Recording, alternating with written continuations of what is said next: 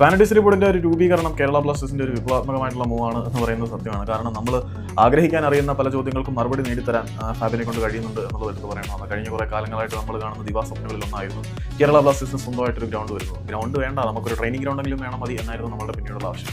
അഭിക് ചാറ്റർജി കഴിഞ്ഞ കുറച്ച് കാലങ്ങളായിട്ട് നമ്മളോട് പറഞ്ഞുകൊണ്ടിരിക്കുന്നത് നമ്മളൊരു ഹൈടെക് എന്താണ് പറയുക ട്രെയിനിങ് ഗ്രൗണ്ട് പണിഞ്ഞുകൊണ്ടിരിക്കുകയാണ്. അതിൻ്റെ പണികൾ ഏതാണ്ട് സെറ്റായി. കേരള ബ്ലാസ്റ്റേഴ്സിൻ്റെ ഏറ്റവും വലിയ പ്രസന്റേഷനുകളിൽ ഒന്ന് അതായിരിക്കും എന്നൊക്കെയാണ് നമ്മൾ വിശ്വസിച്ചത്.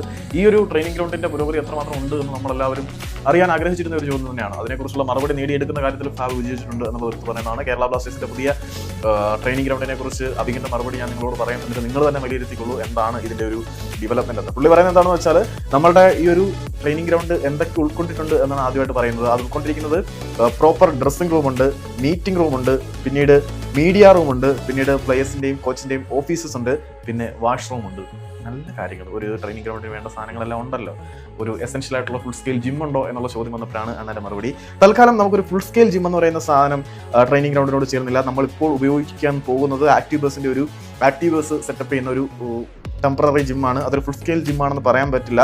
നമ്മുടെ സ്ട്രെങ്തനിങ് ആൻഡ് കണ്ടീഷനിങ് കോച്ചസ് നിർദ്ദേശിക്കുന്ന ആ ഒരു എക്സസൈസും കാര്യങ്ങളൊക്കെ നടത്താൻ പറ്റുന്ന ഒരു ദൈനംദിന പ്രവർത്തനങ്ങൾ നടപ്പാക്കാൻ പറ്റിയ ഒരു ജിം സെറ്റപ്പ് അതിനകത്തുണ്ട്. അല്ലാതെ ഒരു ഫുൾ സ്കെയിൽ ജിമ്മില്ല എന്നാണ് പറയുന്നത്. അപ്പം ഒരു കാലങ്ങളായിട്ട് നമ്മളുടെ ആ ഒരു ആർട്ടിഫിഷ്യൽ ടർഫിൽ പരിശീലനം നടത്തി താരങ്ങൾക്ക് വരുന്ന ഇഞ്ചുറിയെ കുറിച്ച് നമ്മൾ അറിയുന്നതാണ്.